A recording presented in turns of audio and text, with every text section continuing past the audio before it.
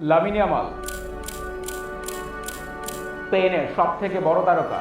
মাত্র ১৯ বছর বয়সে লিওনেল মেসির বিপক্ষে নামবেন বিশ্বকাপ ফাইনালে। যেন স্বপ্নের মতো এক মুহূর্ত। কিন্তু তার এই স্বপ্নের শুরুটা করেছিলেন দাদি ফাতিমা রোমানি। মরক্কোর এই মুসলিম নারী ভাগ্য বদলাতে পাড়ি দিয়েছিলেন স্পেনে। সাথে ছিল না কোনো বৈধ কাগজ, না বাসের টিকিট। পেছনে ফেলে এসেছিলেন ৫ সন্তানকে। আজকের স্টার এক্সপ্রেন্সে আমরা কথা বলবো লামিন ইয়ামালের ফুটবল নিয়ে নয়, বরং তার পরিবারকে নিয়ে, দাদি ফাতিমাকে নিয়ে। মরক্কো থেকে লুকিয়ে বাসে ওঠেন লামিনের দাদি ফাতিমা। আলহেসিরাস গ্রানাদা হয়ে সেই যাত্রা থামে কাতালোনিয়ার মাতারো শহরে। সঙ্গে ছিল না কোনো টাকা, ছিল না পরিচিত কেউ। মরক্কোতে রেখে এসেছিলেন ছেলে মুনিরকে, অর্থাৎ লামিনের বাবাকে। মাতারোতে পৌঁছে ফাতিমা কাজ শুরু করেন সকাল বিকাল রাত ৩ শিফটে। উদ্দেশ্য একটাই, টাকা জমিয়ে ছেলেকে স্পেনে আনা। যথেষ্ট টাকা জমার পর এমন কাউকে খুঁজতে থাকেন যে তার সন্তানদের নিয়ে আসতে পারবে। পেয়েও যান একজনকে। তার মাধ্যমে মরক্কো থেকে স্পেনে নিয়ে আসেন ছেলে মুনিরকে। তখন তার বয়স মাত্র ৩ বছর।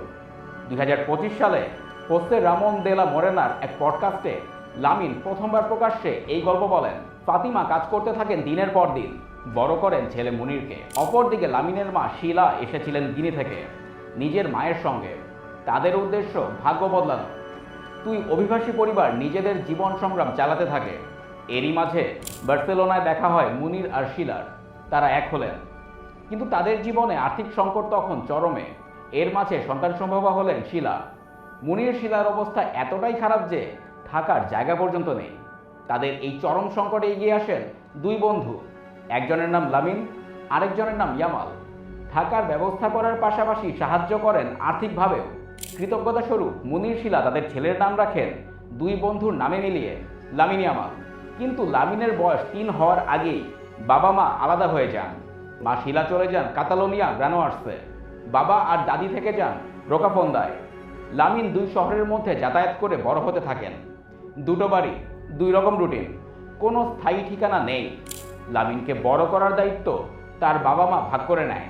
বাবা মা লক্ষ্য করেন ফুটবলের প্রতি ছোট্ট লামিনের আগ্রহ। লামিনের বয়স তখন মাত্র ৪-৫। তখন থেকে স্থানীয় ক্লাব CF লা তোরেতায় তাকে ফুটবল খেলতে পাঠানো হয়। সেখানে তার অসাধারণ ড্রিবল, স্পিড ও বল কন্ট্রোল খুব দ্রুতই নজরে আসে বার্সেলোনার ফুটবল একাডেমি লা মাসিয়ার, যেখানে বড় হয়েছেন লিওনেল মেসি। বার্সার স্কাউটরা লামিনের খেলা দেখে এতটাই মুগ্ধ হন যে তারা লামিনের বাবা মাকে প্রস্তাব দেন যেন দ্রুত এই লামিনকে বার্সার একাডেমিতে ভর্তি করা হয়। লামিনের পরিবারের জন্য শুরু হয় নতুন এক চ্যালেঞ্জ। মা ও বাবা দুজনেই নিশ্চিত করতেন লামিন যেন অনুশীলন ও পড়াশোনা দুটোই ঠিকভাবে করতে পারে। সাথে আর্থিক সংকট তো আছেই, কিন্তু লামিনের বাবা মা লামিনের খেলা চালিয়ে যান। লামিনও তাদের হতাশ করেননি। তার অসাধারণ প্রতিভায় মুগ্ধ হয়ে বার্সেলোনার তখনকার কোচ জাভি হার্নান্দেজ তাকে বার্সার মূল দলে ডাকেন। বয়স তখন মাত্র ১৫ বছর ৯ মাস। সব কিছু ভালোভাবেই চলছিল। ২০২৪ সালের সিজনের শুরু থেকেই বার্সার হয়ে মাঠে নামবেন লামিন। সবই ঠিকঠাক। হঠাৎ খবর পান মাতারোর একটা পার্কিং লটে তার বাবাকে ছুরিকাঘাত করা হয়েছে। লামিন ঘটনাস্থলে ছুটে যেতে চান, কিন্তু পরিবারের বাকিরা তাকে বাড়িতে আটকে রাখেন যাতে সে ঘটনাস্থলে যেতে না পারে, কারণ সামনে পড়ে আছে তার ভবিষ্যৎ। কয়েকদিন পরই লামিন মাঠে ফেরেন।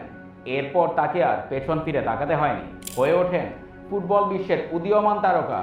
কিন্তু সেই তারকা হওয়ার পর লামিন একদমই ভোলেননি তার শেকড়, তার পরিবারের কাউকে।